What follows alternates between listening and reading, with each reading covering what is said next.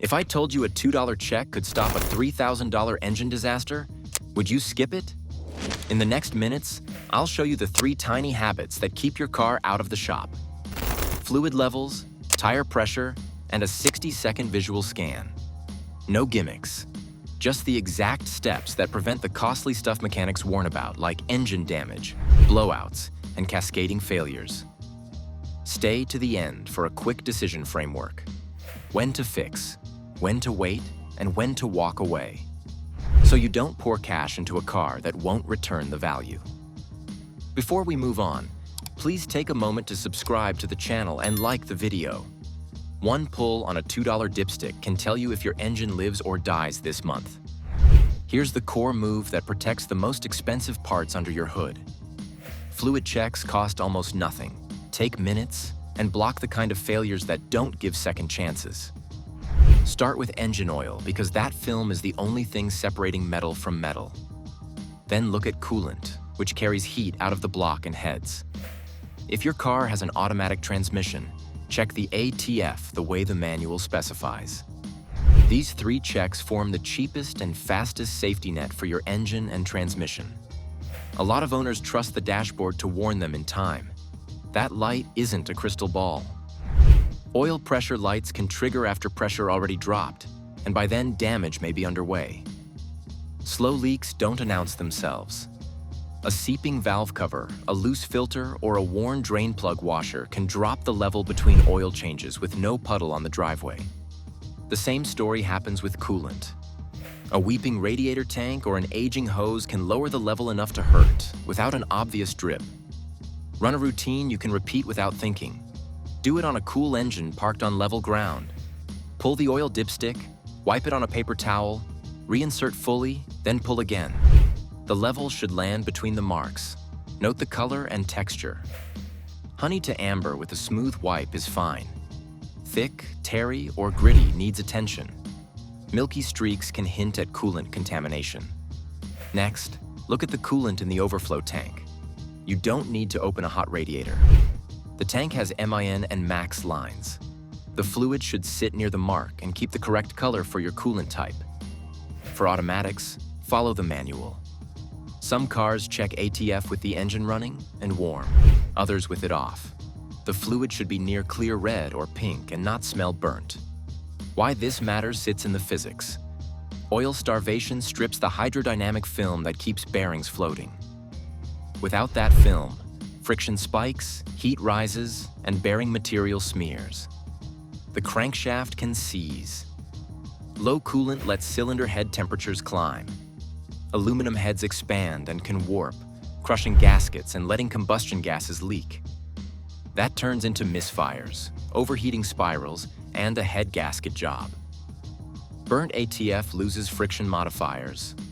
Clutch packs slip, create more heat, glaze, and shed material. The debris blocks passages and accelerates wear. A quick story makes the cost real. A driver notices a faint tick on cold starts but skips checks because the oil light isn't on. A tiny leak from a brittle oil pressure sender lowers the level a quart, then 2. The tick grows into a knock on the highway, then sudden silence. Teardown shows spun rod bearings. A rebuild or engine swap runs into the thousands, while 1 quart and a $2 towel during a weekly check would have flagged the drop. Timing matters.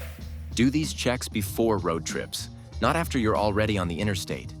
Seasonal swings hit fluids hard. The first cold snap can contract air in the cooling system and drop the tank below min. The first heat wave thins oil and exposes marginal levels. And when a warning clears, set a reminder for 2 weeks later. Recheck to confirm the fix held and the level stabilized. This cheap check logic doesn't stop at the engine bay. It also blocks a completely different 4-figure hit hiding at each corner of your car. We're talking about the pressure inside the 4 rubber circles carrying everything you own. 5 minutes and a paper towel extend engine life. Protect the transmission and avoid the kind of catastrophic, uninsured failures that strand you. If the dipstick guards the heart, the next $2 check protects the only contact your car has with the ground. What if a $2 gauge stops the single most common roadside failure linked to four-figure repair bills?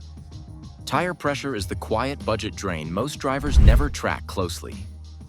When pressure sits low, the sidewalls flex more with every rotation. That flex generates heat, weakens the cords, and chews up the shoulder blocks. Keep driving and you set the stage for a blowout that does more than end a trip. A flailing tire can rip the fender liner, dent the quarter panel, bend a rim, and slam the suspension hard enough to throw off alignment. One weak tire can turn into a body shop visit, a wheel order, and a suspension check you didn't plan for. Relying on the dash icon won't save you here. TPMS isn't a precision instrument. Many systems only shout when you're already far under the safe range. Add weather to the mix and you have another problem. Pressure drops as temperatures fall, and those swings can pull a healthy tire into the danger zone overnight. By the time the light wakes up, you've been rolling hot for days, building heat in the carcass and stretching rubber past its comfort zone. Build a quick routine and repeat it. Check pressures first thing in the morning on cold tires, parked in the shade if you can. Use a simple analog or digital gauge. Pop the cap, press the gauge straight onto the valve and note the number. Set each tire to the pressure on the driver's door sticker, not the number on the tire sidewall. Adjust slowly, then recheck to confirm. Hit all four corners and the spare if you have one. Do this monthly and anytime you load the car for a trip. If you spot a tire drifting down a few PSI between checks, treat it like a leak and find the source before it becomes a roadside job. Underinflation by even 5 to 10 PSI stacks problems. Rolling resistance rises, so heat builds inside the tire. Braking distances creep longer as the contact patch deforms.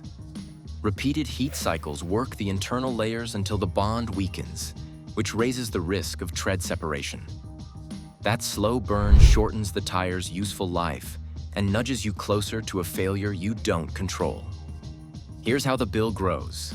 A driver keeps topping off one corner at the pump and ignores the slow leak. On the highway, the soft tire runs hot, the sidewall gives up, and the tread peels. The rim digs into the asphalt and bends. The loose rubber slaps the quarter panel and rips the liner. The car jerks, hits a pothole edge, and the front end needs an alignment check and possibly a control arm. By the time the tow is done, you're buying at least one tire, maybe two, to match, a rim, paintwork, and suspension labor. Crossing $2,000 to $3,000 happens fast. There's another tax you pay when you roll soft. Low pressure forces the engine to work harder, so fuel economy drops. Over months, that's real money. Tires also wear faster when they're underinflated. That means buying a set sooner than planned.